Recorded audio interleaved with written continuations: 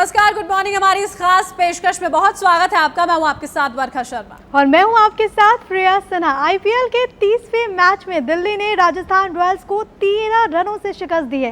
पहले बल्लेबाजी करने उतरी दिल्ली को शुरुआती झटका यहां पर जरूर लग गया, जिसके बाद शिखर धवन और कप्तान श्रेयस अय्यर ने दिल्ली की पारी को संभाला और टीम के लिए अहम रन बनाए। धवन ने देखिए सबसे ज्यादा 57 रनों की और अय्यर ने 53 रनों की पारी खेली। ये आईपीएल में धवन की 39वीं और श्रेयस अय्यर की 15वीं 50 रही। अर्धशतक इन दोनों का रहा। एक बेहतरीन पारी यहां पर खेली गई थी ताकि एक अच्छा मजबूत स्कोर जो है वो यहां पर टीम को मिला था। और उसके बाद देखिए 13 रनों से राजस्थान रॉयल्स को शिकस्त देने में दिल्ली की जो ये टीम है वो कामयाब रही थी। दुबई में जो ये मैच देखिए चल रहे हैं आईपीएल के, इसके बाद इस मैच के बाद अगर हम बात करते हैं तो पॉइंट्स टेबल में पहले नंबर पर अब दिल्ली की टीम यहां पर पहुंच गई है। प्रदर्शन काफी अच्छा यहां पर रहा। हालांकि देखिए राजस्थान रॉयल्स के प्रदर्शन पर कहीं ना कहीं सवाल यहां पर जरूर खड़े हो जाते हैं, क्योंकि अगर 2020 के लिहाज से देखें तो स्कोर इतना कुछ बड़ा नहीं था जिसे चेज नहीं किया जा सकता था।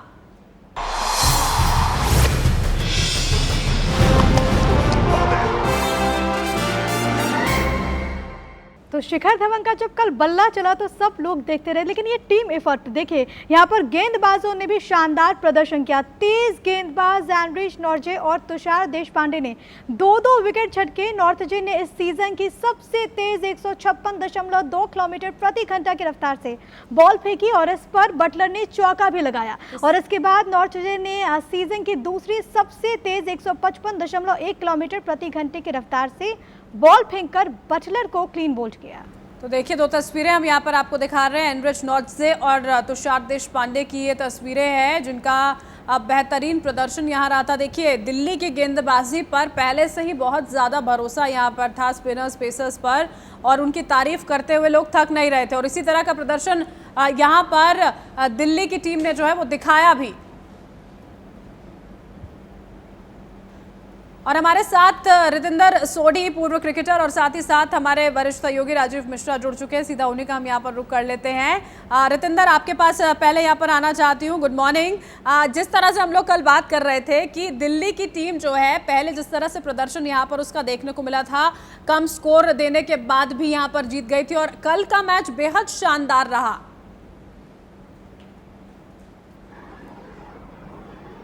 जी हाँ, बिल्कुल बरखा, बहुत जबरदस्त टीम है दिल्ली। कंसिस्टेंसी नजर आ रही है, बैलेंस नजर आ रहा है, ताबड़तोड़ क्रिकेट खेल रही है। और अगर हम बात करते हैं बैटिंग, बॉलिंग, फील्डिंग, सब में 10 में से 10 नंबर। और कल ज्यादा लक्ष्य नहीं था, लेकिन जिस तरह डिफेंड किया, जिस तरह एनरिच ने बॉलिंग की, जिस तरह देशपांडे ने बॉलिंग की, और सबसे अच्छी बात है इनके जो यंग प्लेयर्स हैं, जो इंडियन प्लेयर्स हैं, बहुत अच्छा कर रहे हैं। शिखर धवन ने इतना अच्छा स्टार्ट आईपीएल में नहीं किया था, लेकिन उन्होंने बड़ी फॉर्म को पकड़ लिया है। श्रेयस अय्यर शानदार खेल रहे हैं। तो जी हाँ, इस समय प्रबल दावेदार अगर आईपीएल जीतने की कोई टीम है तो वो दिल्ली है। जी, बहुत स्ट्रॉन्ग ये टीम है। और राजीव जी, मैं अब आपके पास आना चाहूंगी क्योंकि कल के मैच की अगर बात करें, एक इतिहास हमने इस रूप से भी देखा कि नॉर्थजे ने जो वहां पर गेंदबाजी की, मतलब 156.2 किलोमीटर पर आवर की रफ्तार से जो उन्होंने गेंद फेंका, मेरे ख्याल से आईपीएल के इतिहास में अब तक की सबसे तेज ये गेंद रही।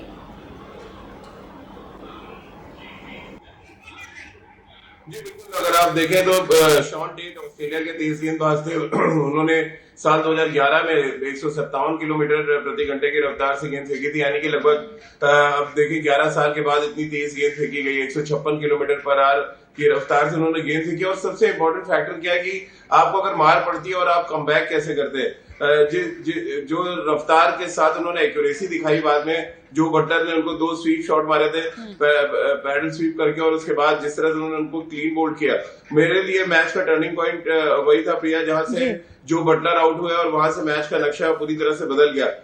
तो नॉर्थ से कम ओवर और उसके बाद अक्षर पटेल ने एक ओवर डाला जहां पे पहले संजू सैमसन आउट हुए, और उसके बाद एक बल्लेबाज रियान पराग जो पिछले सीजन में बहुत अच्छे फॉर्म में चल रहे थे, वो रन आउट हुए। तो 2 ओवर मुझे लग रहा है बड़ा कॉस्ट करा है राजस्थान रॉयल्स को जो ये मैच हारे वो। बिल्कुल। और यहाँ पर राजीव जी देखिए पावर प्ले में जो गेंदबाजी यहाँ पर आर अश्विन की ओर से देखने को मिली थी, बड़ी शानदार यहाँ पर रही। देखिए आईपीएल में आमतौर पर तो यही होता है कि स्पिनर्स पेसर्स हमें इस तरह से पावर प्ले में गेंदबाजी करते हुए दिख जाते हैं, लेकिन इतना हावी हो जाएंगे दिल्ली के ये तमाम गेंदबाज राजस्थान पर, ये सोचा था आपने?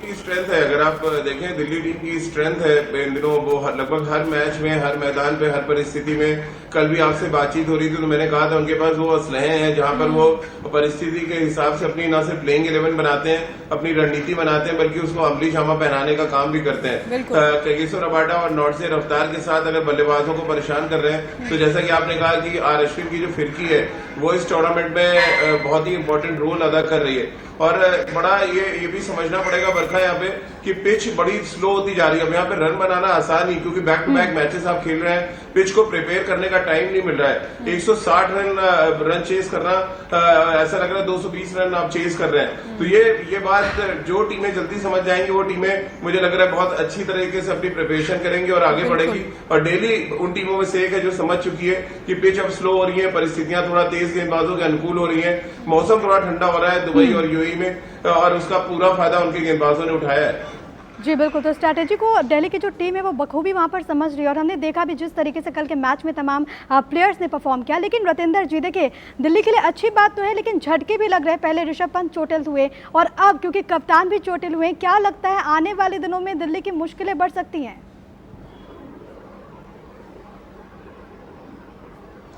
जी हाँ, ऋषभ पंत का चोटिल होना जरूर एक बड़ा धक्का है, लेकिन इनके पास जो लाइनअप है, स्क्वाड की बात करते हैं, बहुत जबरदस्त है। अगर एक इंजर्ड होता है, इनके पास एक सब्स्टिट्यूट है जो आके सीधा रिप्लेस कर सकता है और अच्छा कर सकता है। तो ये दर्शाता है कि ऑक्शन में जो आप टीम उठाते हैं वो कितना इंपॉर्टेंट है। आपको पता होना चाहिए क्या कंडीशंस में आप खेल रहे हैं, आपके पास किस प्लेयर का फेरबदल है या नहीं है। तो बहुत अच्छी सिलेक्शन हुई है। और जिस तरह अभी राजीव ने बोला, R Ashwin has been phenomenal. इनकी फॉर्म T20 क्रिकेट में हमेशा से अच्छी रही है। जब किसी जमाने में चेन्नई से खेलते थे, पंजाब गए, वहां पे इतना अच्छा नहीं किया, लेकिन वापस दिल्ली आके ताबड़तोड़ बॉलिंग कर रहे हैं। और जिस तरह का बॉल इनका गिर रहा है as a spinner, I think he will be proud of his bowling. और रितेंद्र जी, यहाँ पर आर अश्विन की बात तो हमने की है, तुषार देशपांडे को भी नहीं भूल सकते। डेब्यू मैच उनका यहाँ पर रहा था, 2 विकेट झटकने में वो कामयाब यहाँ पर रहे थे। उनके प्रदर्शन को लेकर किस तरह की राय है आपकी?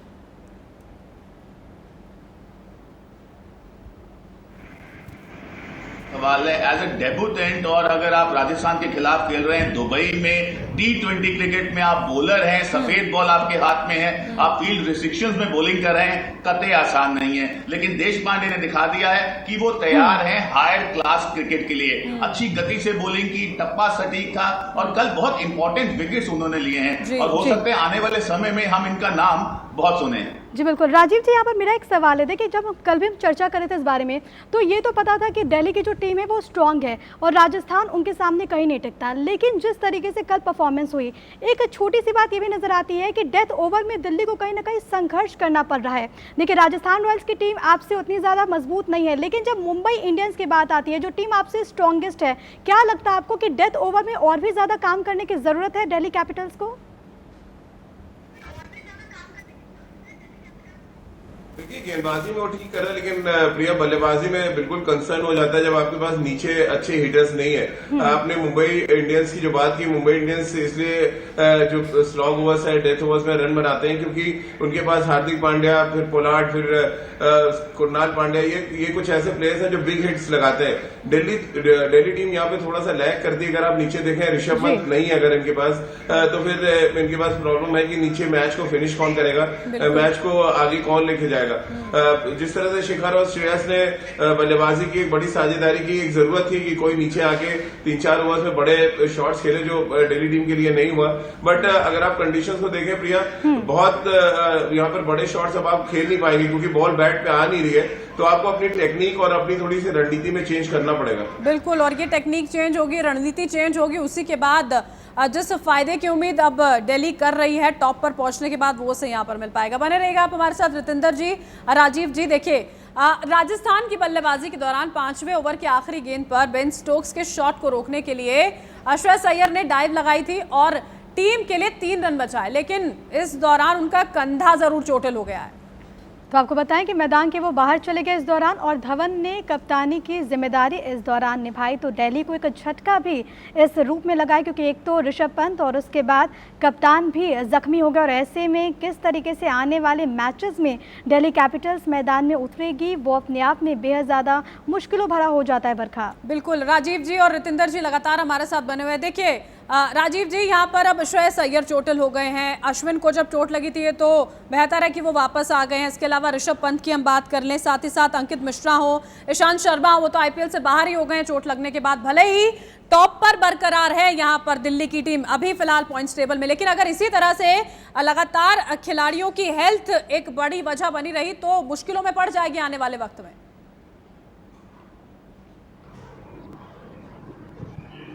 ये तो लग रहा है बरका की थोड़ी पूजा वूजा दिल्ली टीम को करा लेनी चाहिए, क्योंकि पिछले 4-5 मैचेस से हर मैच से पहले या मैच के बाद दिल्ली का कोई ना कोई खिलाड़ी चोटिल हो रहा है। ये चौथे या पांचवें ऐसे खिलाड़ी हैं जो चोटिल हुए हैं। अब शुरुआत हुई थी सबसे पहले अमित मिश्रा टीम छोड़कर दिल्ली वापस आ गए, फिर ऋषभ पंत इंजर्ड हुए, सबसे पहले अश्विन के कंधे पे चोट लगी, अब कल श्रेयस अय्यर ने जो एक मिड ऑफ पे डाइव मारी और उनका कंधा चोटिल हुआ और उनको मैदान से बाहर जाना पड़ा। अब रिपोर्ट्स का इंतजार होगा दिल्ली मैनेजमेंट को कि उनके रेगुलर कैप्टन फिट हो, अवेलेबल हो बाकी के मैचेस के लिए, क्योंकि आगे अब बहुत थोड़ी सी लड़ाई और टफ हो जाएगी, क्योंकि आपको न सिर्फ ऊपर बने रहने के लिए अच्छी क्रिकेट खेलनी पड़ेगी, बल्कि नेट रन रेट आपको ध्यान में रखना है। और अगर आप टॉप पे रहते हैं तो उसका फायदा हर किसी को पता है कि आप एक मैच सीधे जीत के फाइनल में पहुंच सकते हैं। तो जितनी स्ट्रेंथ हो आपके पास उतनी अच्छा है जितने आगे वाले मैचेस आने वाले मैचेस के लिए। बहुत मजबूती के साथ इन तमाम चीज़ों पर ध्यान रखना होगा, क्योंकि आने वाले दिनों में जो मुकाबला है वो अपने आप में बहुत ज़्यादा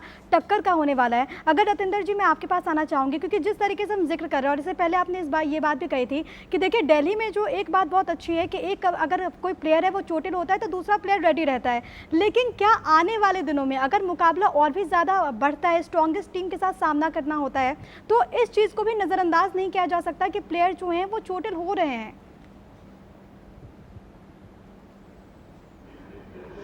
जी हाँ प्रिया, मुझे लगता है बहुत इंपॉर्टेंट फैक्टर है। वो इसलिए है क्योंकि अगर आप अच्छी क्रिकेट खेल रहे हैं, आप सारे डिपार्टमेंट्स में एक्सेल कर रहे हैं, आप टॉप पे हैं, आप the last thing you will want will be anybody getting injured. तो यहाँ पे श्रेयस अय्यर जिस तरह कल मैदान से बाहर गए वो चिंता का विषय हो सकता है, और ग्रेव इंजरी नहीं होनी चाहिए। अगर आप थोड़ा सा इंजर्ड होते हैं, थोड़ा कूनी पे आपकी चोट लगती है, आपके नीज पे चोट लगती है, आप 1 दिन 2 दिन में रिकवर कर जाते हैं। लेकिन अगर बड़ी चोट है, आप टूर्नामेंट से बाहर हो जाते हैं, that is huge cause of concern, और दिल्ली हरगिज और इसका असर जाहिर तौर पर रतिंदर जी देखने को मिलेगा। एक छोटा सा सवाल है मेरा, राजीव जी थोड़ा आप संक्षेप में जवाब अगर आप दे पाए। छोटा सा सवाल राजस्थान की टीम को लेकर है, स्टीव स्मिथ को क्या हो गया है? कप्तान है, खेल नहीं पा रहे हैं, उसी के साथ साथ जो शानदार बल्लेबाज है, ये खुद स्टीव स्मिथ ने भी कहा था कि उनको शुरुआत तो अच्छी मिल पा रही है लेकिन अच्छी पार्टनरशिप में उसको तब्दील नहीं कर पा रहे हैं।